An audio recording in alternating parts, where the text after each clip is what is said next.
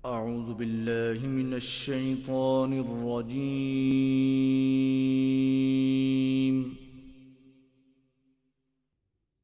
بسم الله الرحمن الرحيم.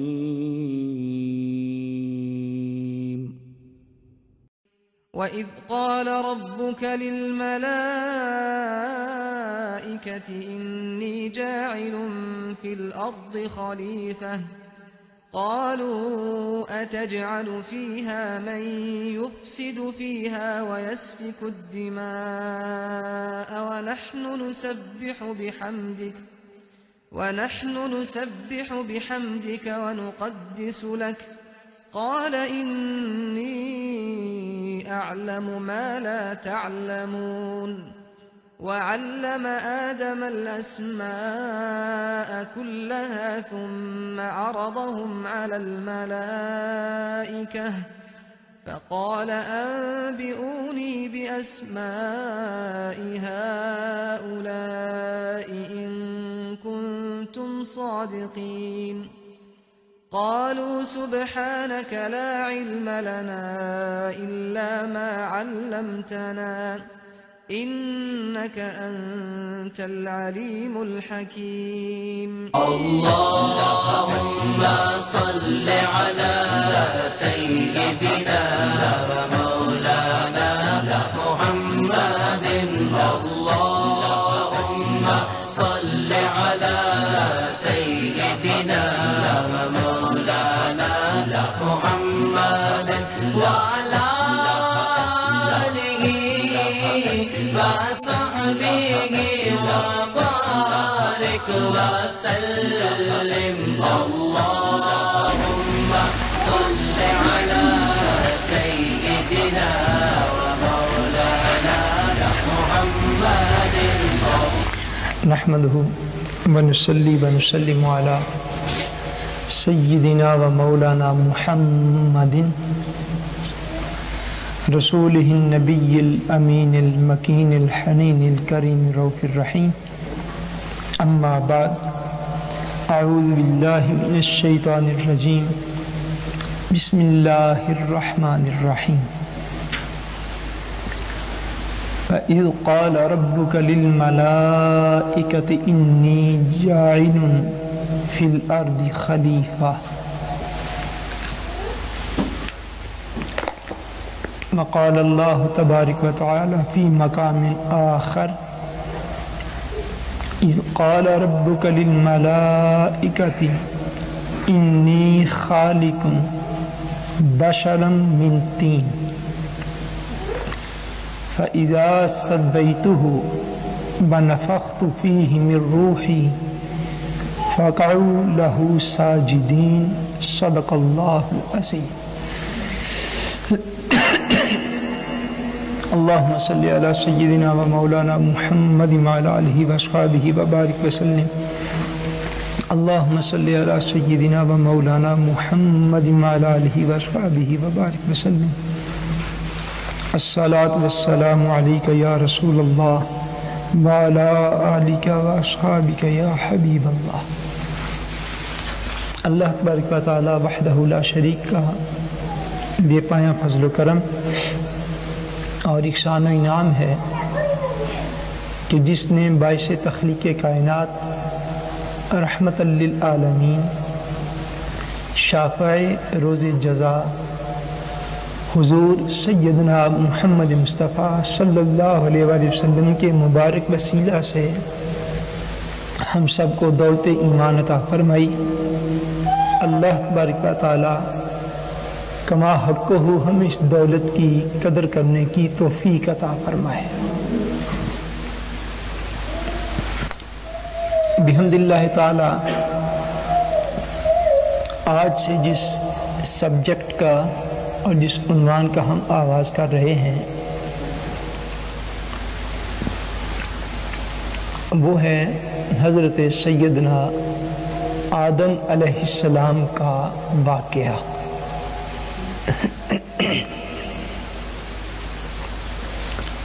قرآن مجید فرقان حمید میں اللہ تبارک و تعالیٰ نے کئی انبیاء کرام کے واقعات جو ہیں ان کا بیان فرمایا ہے، اور قرآن پاک میں بیان کیے گئے تمام تر واقعات یا احادیث پاک میں بیان کیے گئے تمام تر واقعات، ان کا سب سے بڑا ان کے بیان کی حکمت خالی ایک واقعہ کا بیان نہیں ہے، بلکہ حکمت یہ ہے کہ مسلمان قیامت تک آنے والے ان واقعات کو بار بار پڑھیں، اور ہر دور کا مسلمان اس میں سے اللہ تبارک و تعالیٰ کی دی ہوئی ہدایت کو حاصل کرے۔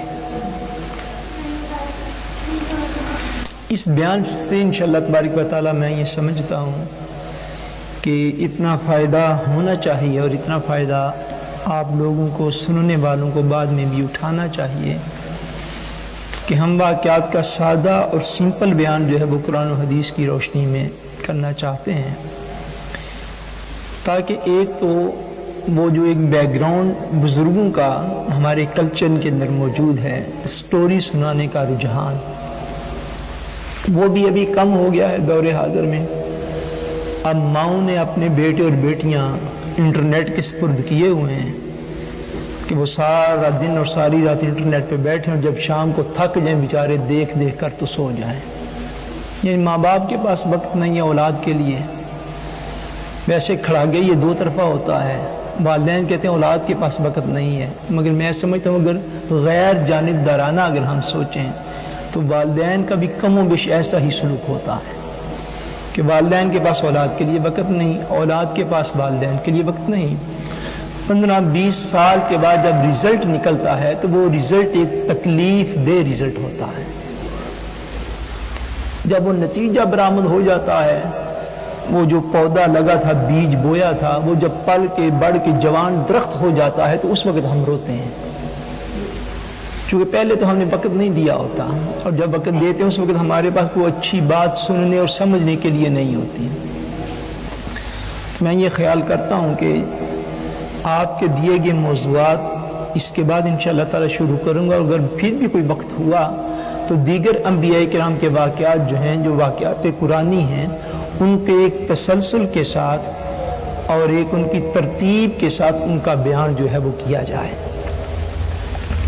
سو چونکہ سب سے پہلے انسان اور سب سے پہلے نبی حضرت سیدنا آدم علیہ السلام ہے، بولیے سیدنا آدم علیہ السلام ہے، اس لیے ان کے مبارک ذکر سے جو ہے وہ آج کا ہم بیان جو ہے وہ شروع کرتے ہیں، اور انشاءاللہ تبارک و تعالیٰ اس میں موجود نکات اور اسرار و رموز جو ہیں اللہ تبارک و تعالیٰ کی توفیق اور مدد سے انشاءاللہ ان کا بھی ساتھ ساتھ بیان کریں گے۔ اللہ تبارک و تعالیٰ وحدہ لا شریک فرماتے ہیں سورہ البقرہ میں آیت نمبر 30 ہے، فرمایا وَإِذْ قَالَ رَبُّكَ لِلْمَلَائِكَةِ إِنِّي جَاعِلٌ فِي الْأَرْضِ خَلِيفَةً،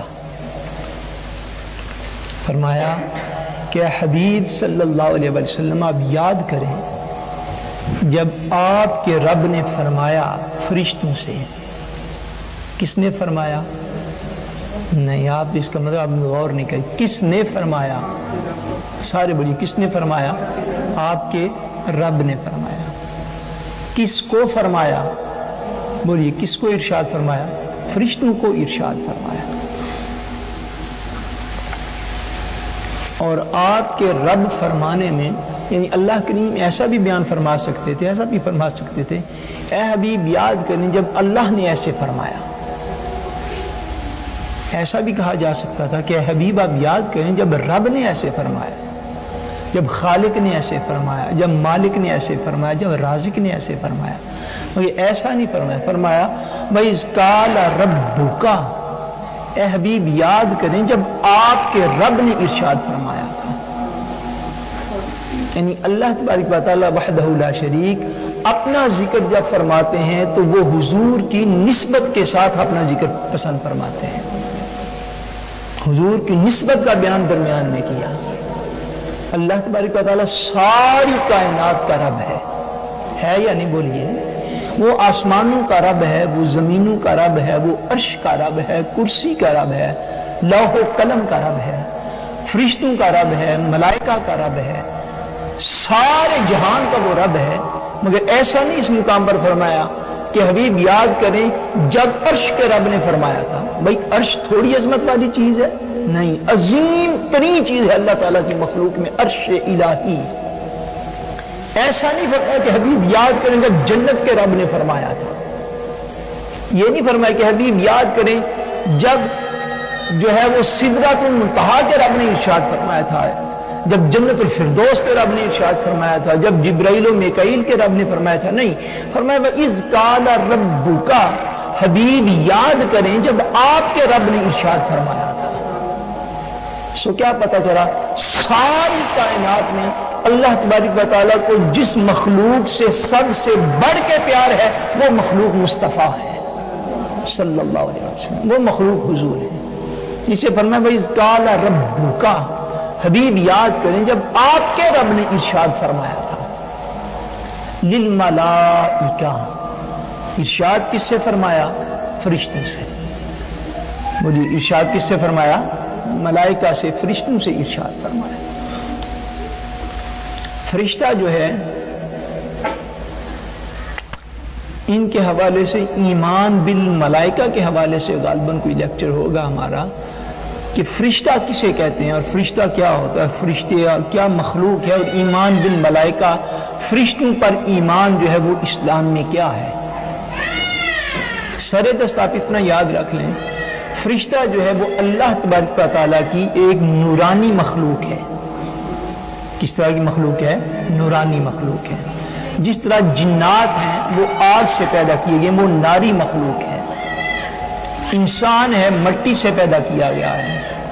اسی طرح فرشتے ہیں اللہ تبارک و تعالیٰ کی ایسی مخلوق ہیں جو نور سے پیدا کیے گئے ہیں۔ کس چیز سے بولیے؟ نور سے پیدا کیے گئے ہیں، اور ایسی عظیم مخلوق ہے جو کہ اپنی شکلیں بدلنے پر قدرت رکھتی ہے۔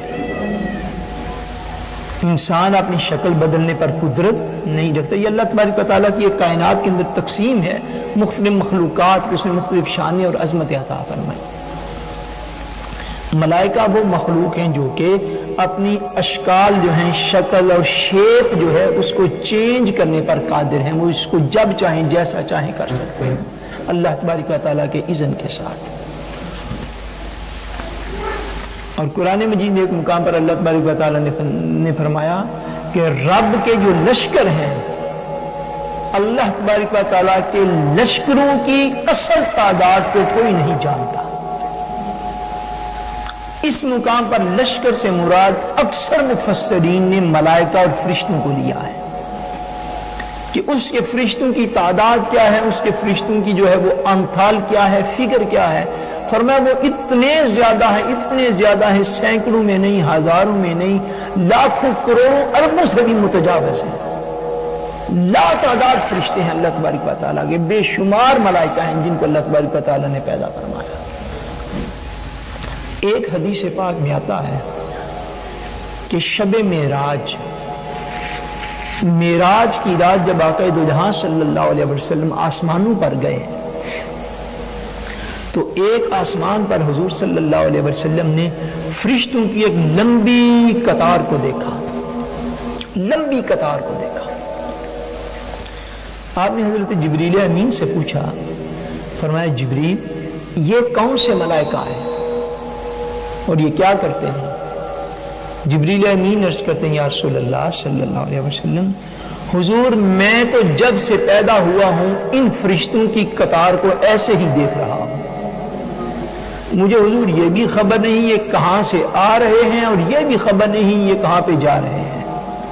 ہاں اتنا جانتا ہوں جب بھی میں اس قطار کے پاس سے گزرا ہوں تو جو فرشتہ میں نے ایک دفعہ دیکھا ہے اسے میں نے زندگی میں دوبارہ نہیں دیکھا۔ حضور فرماتے ہیں چلو جبریل ہم اس فرشتوں کی قطار سے جا کر پوچھتے ہیں۔ آقا دو جہاں اس فرشتوں کی قطار کے قریب آئے، آپ نے ایک فرشتے کو مخاطب فرمایا اور پوچھا تمہاری عمر کتنی ہے؟ کیا حضور نے پوچھا؟ بولیے کیا تمہاری عمر کتنی ہے؟ وہ فرشتہ آگے عرض کرتا ہے یا رسول اللہ صلی اللہ علیہ وسلم میں نہیں جانتا میری عمر کتنی ہے، ایک بات کی بس مجھے خبر ہے کہ اللہ تبارک و تعالی ایک ستارہ جو ہے وہ 4 لاکھ سال کے بعد پیدا فرماتا ہے۔ کتنے سال کے بعد؟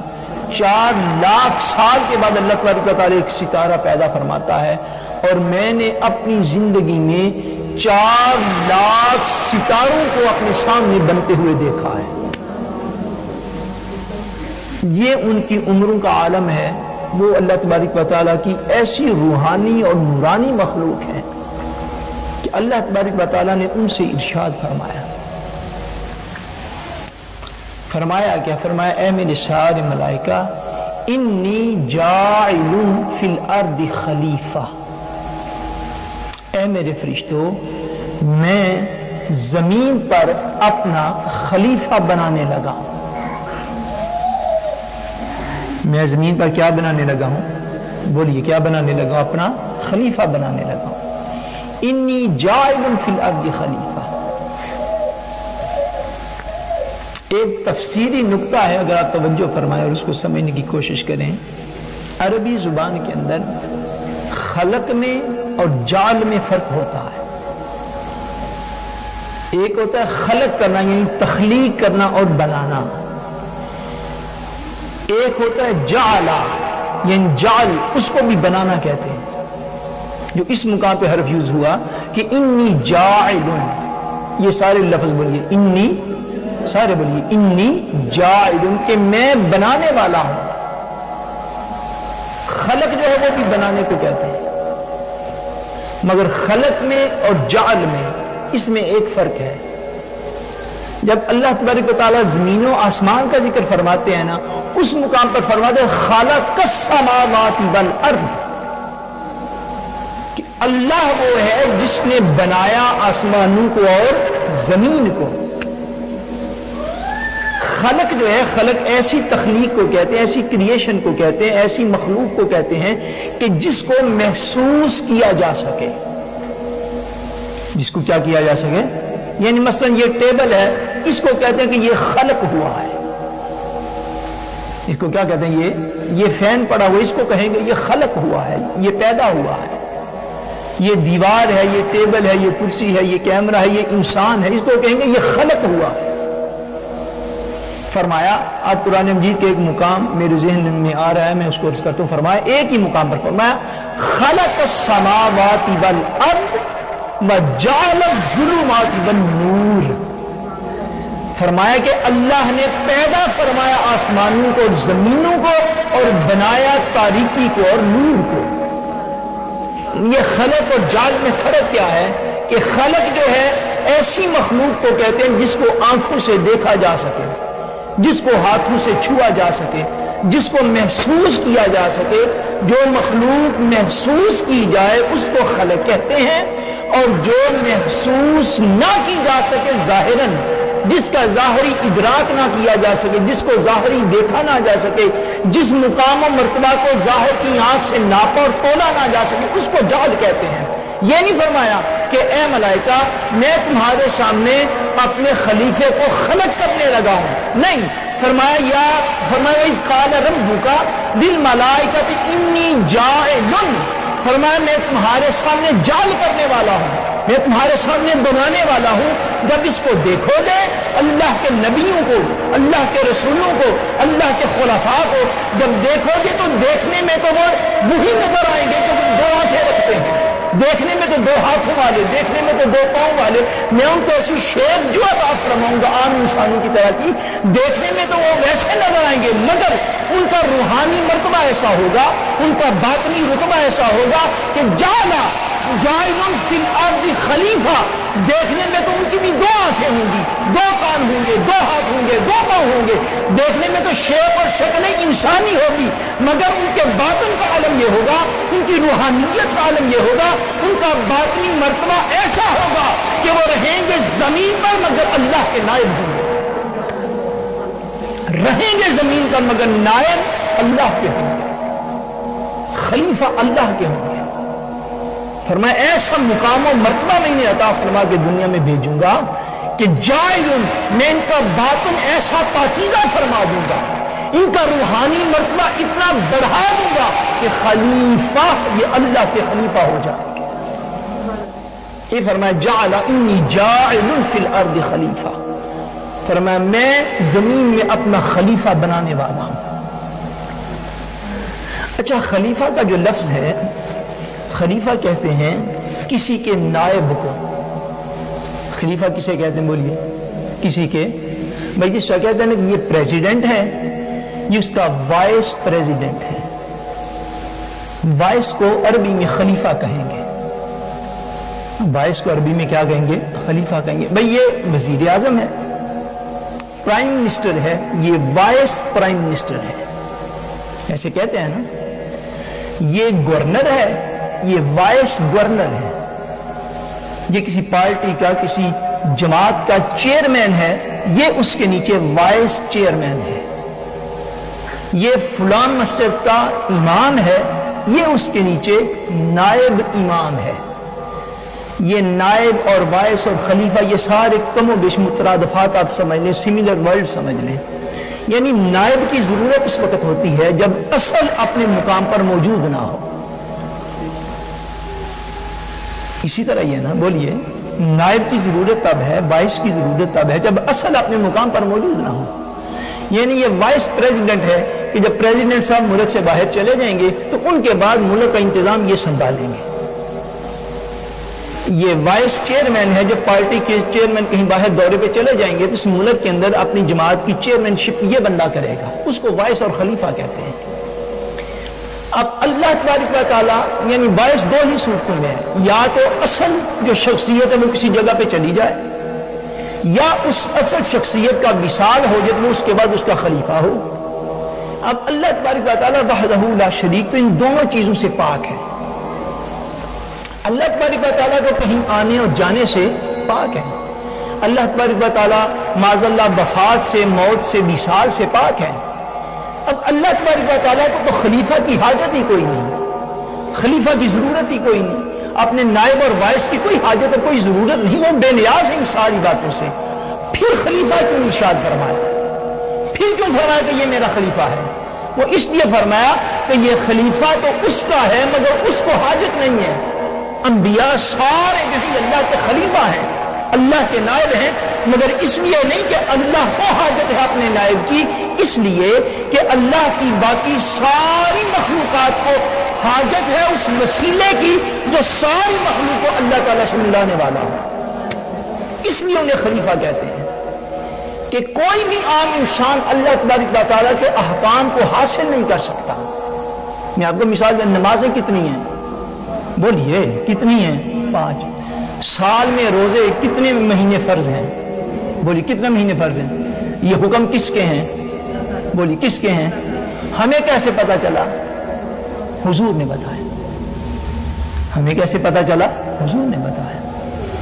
یہ کہ ساری انسانیت اس قابل نہیں ہے کہ وہ اللہ تبارک و تعالیٰ سے اس کے احکام کو، اس کے آرڈرز کو، اس کے جتنے بھی حکم ہیں ان کو وصول کر سکے۔ نہ کوئی اس سے کلام کرنے کے لائق ہے عام انسانوں کے اندر، نہ کوئی اس سے احکامات کو وصول کرنے کے، ریسیو کرنے کے لائق ہے انسانوں کے اندر۔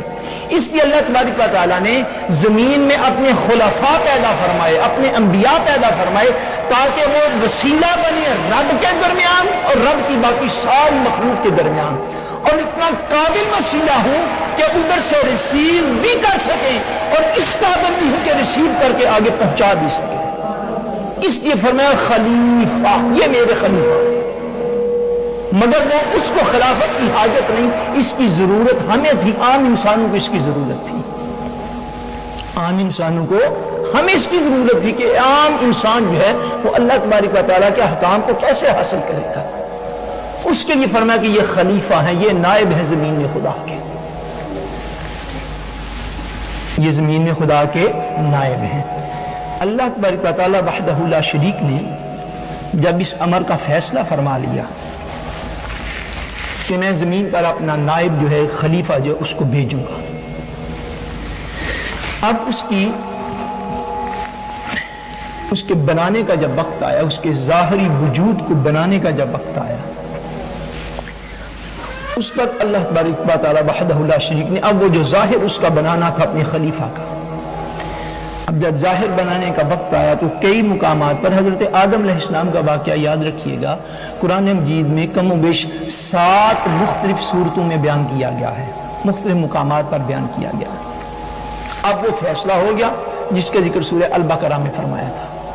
اب وہ جو میں نے نکتہ پہلے بیان کیا اس کو ذہن میں رکھیے۔ اب جب دوسری کریشن کا وقت آیا، اس کی ظاہری تخلیق کا، اب فرمایا اِذْ قَالَ رَبُّكَ لِلْمَلَائِكَةِ، یاد کیجئے وہ وقت میرے حبیب۔ یہاں بھی یہ سورہ صاد ہے، پارہ 23 ہے اور اس کی آیت 71 اور 72 ہے۔ فرمایا اِذْ قَالَ رَبُّكَ لِلْمَلَائِكَةِ، اب ربو کا سن کر ایمان تازہ ہوا یا نہیں ہوا؟ بولیے، پتہ چلا کہ خدا جب اپنا ذکر فرماتا ہے تو نسبت مصطفیٰ سے فرماتا ہے۔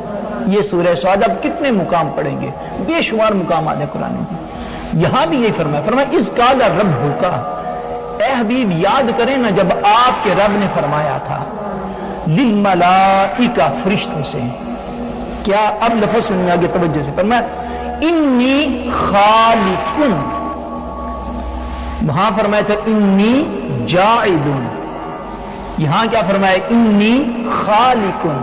اب انسان کے حضرت آدم کے ظاہری وجود کی بات ہونے لگی تھی، اب خلقت فرما دیا، خلقت کہہ دیا، فرمایا انی خالقن، میں پیدا کرنے والا ہوں، بشرن، ایک پیکر بشریت، من طین، مٹی سے۔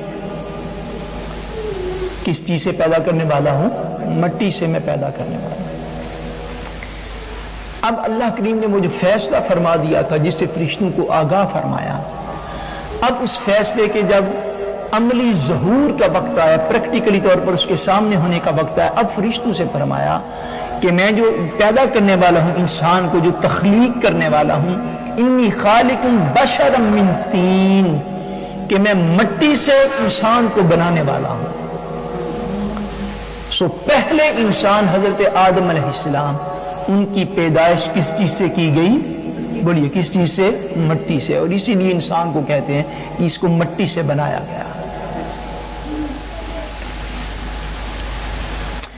امام ابن اسحاق رحمت اللہ تعالی علیہ نے ایک روایت بیان کی ہے، دیگر بھی کئی مفسرین نے اس کو تفصیل کے ساتھ یا بعد نے کھٹ اور مختصر انداز میں لکھا ہے۔ حضرت عبداللہ ابن مسعود رضی اللہ تعالیٰ عنہ اس حدیث پاک کے راوی ہیں۔ آپ فرماتے ہیں کہ جب اللہ تبارک و تعالیٰ نے ارادہ فرمایا انسان کو پیدا کرنے کا، سیدنا آدم علیہ السلام کو پیدا فرمانے کا، اللہ تبارک و تعالیٰ وحدہ لا شریک نے حضرت جبریل امین علیہ السلام کو زمین پر بھیجا۔ کس فرشتے کو بھیجا؟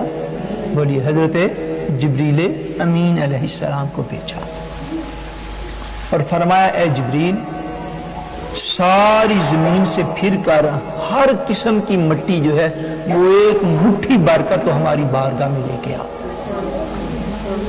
ہر قسم کی مٹی، سرخ بھی ہو، سفید بھی ہو، سخت بھی ہو، نرم بھی ہو، گیلی بھی ہو، خشک بھی ہو، یعنی فرمایا روئے زمین پر جتنی قسم کی مٹی ہم نے بنائی ہے اس میں تھوڑی تھوڑی لے کر ایک مٹھی بھر جو مٹی ہے وہ ہماری بارگاہ میں لے کے آؤ۔ حضرت جبریل امین علیہ السلام زمین کی طرف نازل ہوئے۔ جب آپ زمین پر اترے تو روایت میں آتا ہے حضرت جبریل امین نے زمین سے مٹی کو لینا چاہا تو زمین مخاطب ہوئی حضرت جبریل سے۔ کون سی چیز مخاطب ہوئی؟ زمین مخاطب ہوئی۔ زمین نے عرض کیا اے اللہ کے فرشتے، میں آج سے اللہ کی پناہ طلب کرتی ہوں، اور آسان الفاظ میں سمجھنا چاہیں زمین نے کہا میں اللہ کا واسطہ آپ کو دیتی ہوں، اللہ کی پناہ طلب کرتی ہوں آپ سے کہ آپ مجھ سے کچھ حصہ جو ہے وہ کم کریں یا مجھے نقصان پہنچائیں۔ یعنی زمین اس بات پہ ایگری اور اینی نہ ہوئی۔ جبریل امین مٹی لینا چاہتے تھے تو زمین نے عرض کیا کہ اے جبریل، اے اللہ کے فرشتے، میں اس بات سے پناہ طلب کرتی ہوں، مجھے جو خدا نے بنایا ہے تو آپ مجھ سے کیوں مٹی کو کم کرنے لگے ہیں؟ آپ مجھ سے کیوں مٹی لینے لگے؟ میں اپنی کمی سے اور اپنی بربادی سے اللہ کی پناہ میں آتی ہوں۔ حضرت عبداللہ بن مسعود رضی اللہ تعالیٰ عنہ صحابی رسول اللہ فرماتے جب زمین اتنا عرض کیا تو حضرت جبریل امین مٹی لیے بغیر اللہ تعالیٰ کی بارگاہ میں حاضر ہو گئے۔ عرض کی یا اللہ، زمین نے تیرا واسطہ دے کر مجھ سے پناہ طلب کی تھی، میں نے اس کو پناہ دے دی، میں نے اس کو پناہ دے دی اور اسے مٹی کو نہیں لیا۔ اللہ تبارک و تعالیٰ نے پھر حضرت میکائیل علیہ السلام کو بھیجا۔ کس فرشتے کو بھیجا؟ حضرت میکائیل علیہ السلام کو بھیجا۔ جب ان کو بھیجا تو ان سے بھی زمین نے ایسے ہی عرض کیا۔ زمین نے کہا کہ میں پناہ طلب کرتی ہوں آپ کے رب کی آپ سے کہ آپ مجھ سے کچھ اجزاء کو کم کریں یا میری جو بنی ہوئی صورت ہے اس کو بگاڑے، میں اللہ تعالیٰ کی پناہ چاہتی ہوں۔ حضرت میکائیل علیہ السلام نے بھی اس کی ریکویسٹ کو مان لیا اور خالی ہاتھ واپس چلے گئے۔ جا کے مولا کریم کی بارگاہ میں عرض کرتا ہے یا اللہ، زمین نے اس طرح کہا، تیرا واسطہ دیا تو میں نے تیرے نام پہ اس کو پناہ دے دی۔ پھر حضرت عبداللہ بن مسعود رضی اللہ تعالیٰ عنہ فرماتے ہیں کہ پھر اللہ تبارک و تعالیٰ نے حضرت سیدنا اسرائیل علیہ السلام کو زمین پر بھیجا اور فرمایا کہ آپ ساری زمین کے سارے اجزاء جو ہیں ان کو لے کر ہماری بارگاہ میں حاضر ہیں۔ حضرت سیدنا ملک الموت علیہ السلام سیدنا اسرائیل علیہ السلام زمین پر اترے، اسی طرح مکالمہ ہوا۔ زمین نے پھر ریکویسٹ کی، عرض کی حضور میں اللہ کا واسطہ دیتے اللہ کی پناہ طلب کرتی ہوں کہ آپ یہاں سے کچھ مٹی لے جائیں یا میرے حسن کو جو ہے وہ برباد اور خراب کرے، میں اس اللہ کی پناہ طلب کرتی ہوں۔ زمین کو حضرت عبداللہ بن مسعود فرماتے ہیں کہ زمین کو حضرت اسرائیل نے آگے سے جواب دیا۔ آپ نے فرمایا کہ تم بھی اللہ کی پناہ طلب کرتی ہو تو میں بھی اللہ کی اس بات سے پناہ طلب کرتا ہوں کہ اللہ کے حکم کو مانے بغیر یہاں سے واپس چلا جاؤ۔ اور سیدنا اسرائیل علیہ السلام وہ تھے جنہوں نے جسد پاک سیدنا آدم علیہ السلام کے لیے زمین سے مٹی کو لیا۔ اور جب آپ مٹی لے کر مولا کریم کی بارگاہ کی طرف حاضر ہوئے تو تب بعض مفسرین نے فرمایا ہے اس پر اللہ تبارک و تعالیٰ نے حضرت اسرائیل علیہ السلام کی یہ ڈیوٹی لگائی۔ فرمایا میں انسان کو پیدا کروں گا، جس طرح نے زمین سے مٹی لے لی ہے اس کو بنانے کے لیے، اس انسان کو واپس اس مٹی میں لے جانے کی ڈیوٹی میں آپ کو دے دوں گا۔ اس انسان کو جس کو یہاں سے اٹھایا ہے اس کو واپس مٹی میں ملائیں گے بھی آپ، اس کو جو ظاہری طور پر میں پیدا کروں گا اس کو موت دینے کے لیے ڈیوٹی بھی آپ کی دوں گا کہ جس طرح آپ نے زمین سے اس کو اٹھا لیا ہے اسی طرح زمین کے اندر آپ اس کو واپس بھی رکھیں گے۔ تب حضرت اسرائیل علیہ السلام کی ڈیوٹی جو ہے وہ ملک الموت کی ڈیوٹی جو ہے وہ لگائی گئی، موت کا فرشتہ آپ کو مقرر کیا گیا۔ حضرت سیدنا جبریل امین حضرت اسرائیل علیہ السلام نے زمین سے مٹی لی، سارے خاصیت سارے اجزاء اس کے اندر پائے گئے جس سے حضرت آدم علیہ السلام کو بنایا گیا۔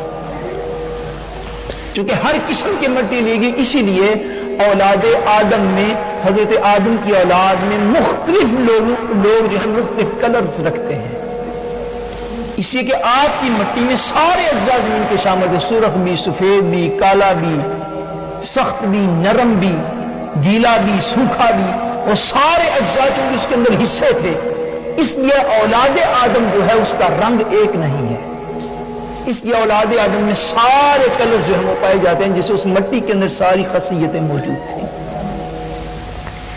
بہرحال آپ لے کر حاضر ہوئے، آگے روایت میں آتا ہے کہ حضرت اسرائیل علیہ السلام وہ جو مٹی لے کر حاضر ہوئے حضرت آدم علیہ السلام کو بنانے کے لیے، جس کو فرمایا انی خالق بشرا من طین، کہ میں مٹی سے اس کو پیکر بشریت کو تخلیق کرنے والا ہوں، بنانے والا ہوں۔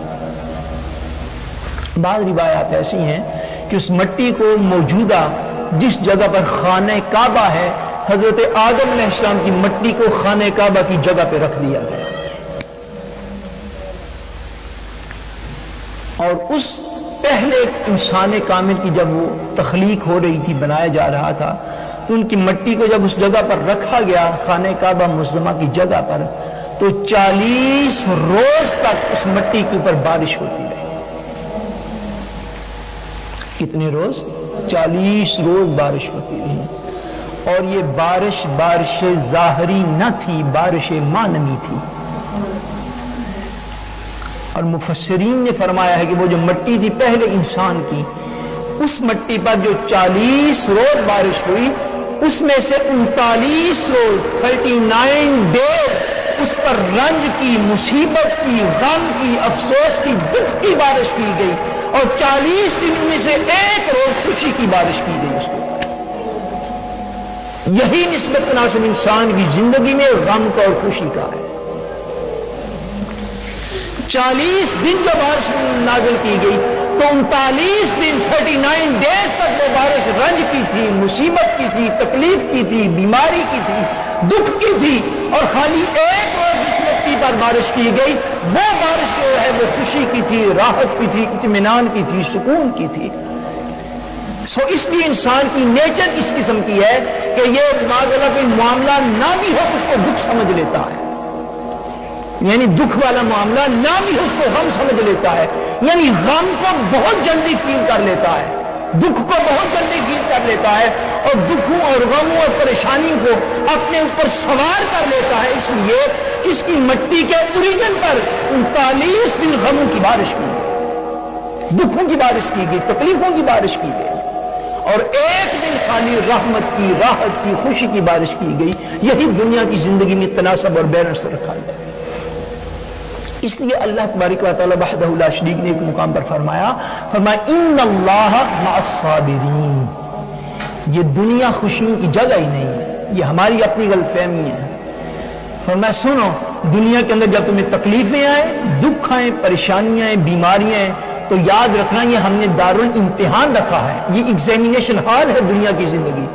یہ ہم نے جو ایگزامینیشن ہال رکھا ہے، سنو، اس میں اللہ ان کے ساتھ ہوگا، ان اللہ مع الصابرین، جو دنیا کی تکلیفوں پر صبر کرنے والے لوگ ہوں گے۔ اگر آپ نے رب کو پانا چاہتے ہو تو دنیا کی تکلیفوں پر صبر کرنا، دنیا کی تکلیفوں اور غموں پر صبر کرنا اگر رب کو پانا چاہتے ہو۔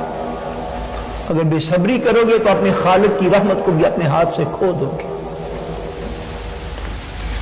مارا وہ مٹی جو ہے وہ وہاں پر پھر پڑی رہی، کتنا عرصہ پڑی رہی۔ اللہ تبارک و تعالی وحدہ لا شریک ایک اور مقام پر فرماتے ہیں،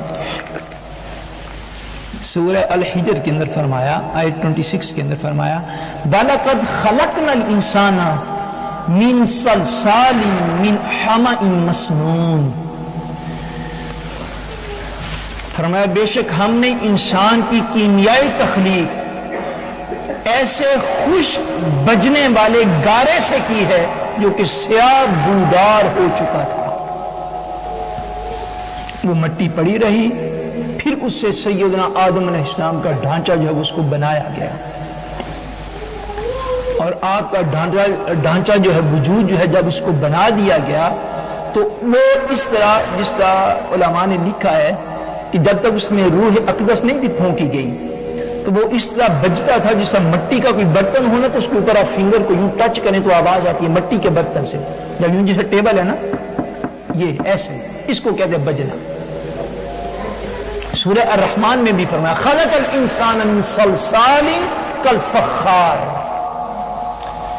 سورہ الحجر میں بھی فرمایا کہ ہم اس کو صلصال من حمأ مسنون، ہم اس کو ٹھیکرے کی طرح جو بجتی ہے نا مٹی، جب مٹی پک جاتی ہے اور سخت ہو جاتی ہے، اور جب وہ سخت ہو کر جب اس کو مارتے ہیں تو اس سے آواز آتی ہے، یہ دوسری حالت کو اللہ تبارک و تعالیٰ نے بیان کیا۔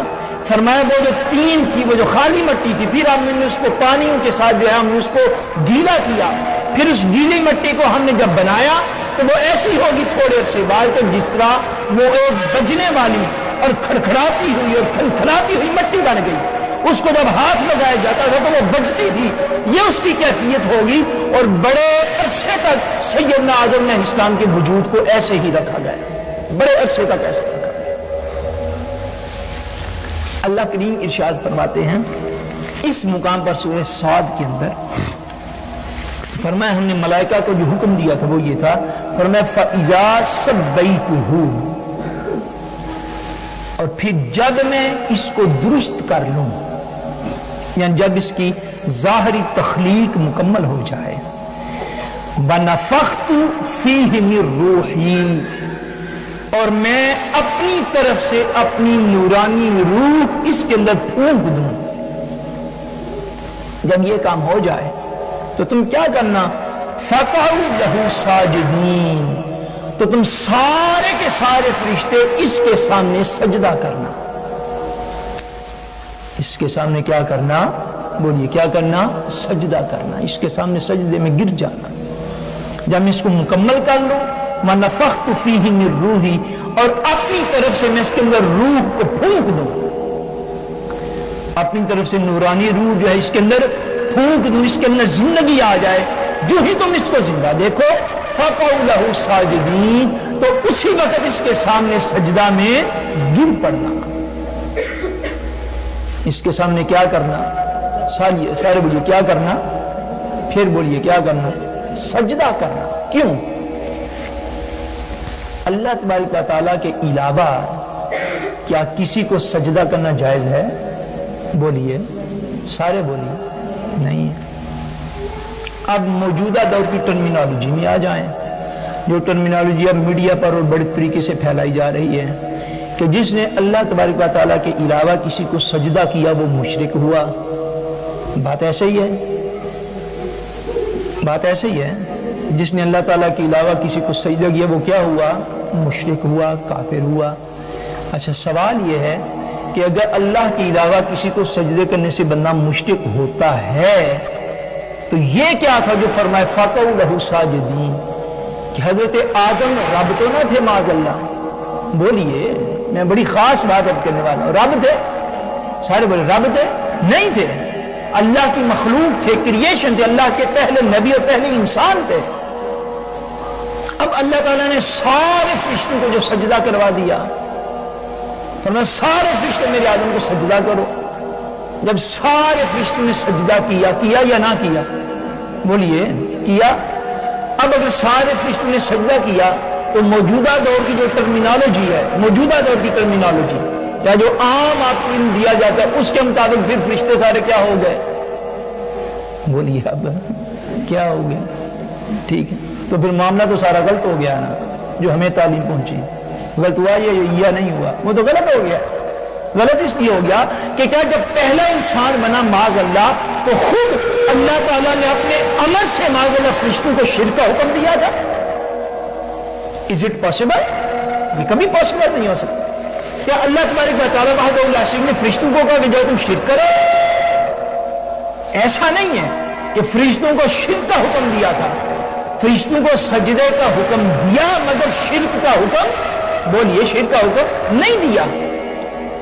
اور عقائد میں یہ بات یاد رکھ لیں، پہلے نبی سیدنا آدم علیہ السلام سے لے کر حضور نبی کریم صلی اللہ علیہ وسلم تک عقائد جو ہیں یہ سارے ہمیشہ ایک رہے ہیں۔ عقائد میں کبھی کوئی تبدیلی، کوئی چینجنگ، کوئی فرانڈرنگ نہیں ہوتی۔ توحید ہمیشہ سے توحید ہے، توحید ہمیشہ سے ایسے نہیں ہو سکتا۔ ان احکام میں فرق ہوتا ہے کہ کبھی نمازیں 2 فرض کر دی اور کبھی 5 کر دی، کبھی روزے 40 فرض کر دیے کسی امت پر اور کسی پر 30 اور 1 ماہ کے کر دیے، کسی کے اوپر زکوٰۃ کی کوئی شرح اور کسی پر کوئی شرح۔ ان احکام کے اندر فرق ہوتا ہے مگر عقیدہ توحید، عقیدہ رسالت، عقیدہ آخرت یہ بالکل سیم وہی عقائد ہیں جو سیدنا آدم علیہ السلام نے دنیا کے سامنے پیش فرمائے، اور آقا دو جہاں صلی اللہ علیہ وسلم تک عقائد ایسے ہی چلتے رہے۔ عقائد تو بالکل ایسے ہی ہیں، توحید توحید ہے اور شرک جو ہے وہ شرک ہے۔ مگر یہ کیسے ہو گیا کہ پہلا انسان پیدا ہوا، پہلا نبی پیدا ہوا، اور پہلے نبی اور پہلے انسان کو اللہ نے اپنی بہت ہی متبرک مخلوق سے سجدہ کروا دیا۔ آیا یہ سجدہ کرنا غیر خدا کو شرک ہوا یا نہ ہوا؟ اس پشمون ہے کہ غیر خدا کو حضرت آدم علیہ السلام غیر خدا تھے، الوہیت کے اندر تو معاذ اللہ کوئی شامل انہیں نہیں سمجھتا، تو غیر خدا کو اللہ نے دوسری مخلوقات سے سجدہ کروایا، آیا یہ شرک ہے یا نہیں ہے؟ اس کا اس سوال کا جواب انشاءاللہ تعالیٰ کل کی نشست میں شروع کریں گے کہ غیر خدا کو سجدہ کرنے کا حکم کیا ہے شریعت کے اندر۔ غیر خدا کو اگر کوئی شخص غلطی کوتاہی کمی غفلت سے سجدہ کر لے مگر خدا نہ مانتا ہو، اس کا شریعت کے اندر حکم کیا ہے؟ اس کو انشاءاللہ تبارک و تعالی اس واقعہ آدم علیہ السلام سے کل کی نشست میں انشاءاللہ تبارک و تعالی بیان کریں گے۔ اللہ تبارک و تعالی ہم سب کا خاتمہ بالایمان فرمائے۔ وما علینا الا البلاغ المبین۔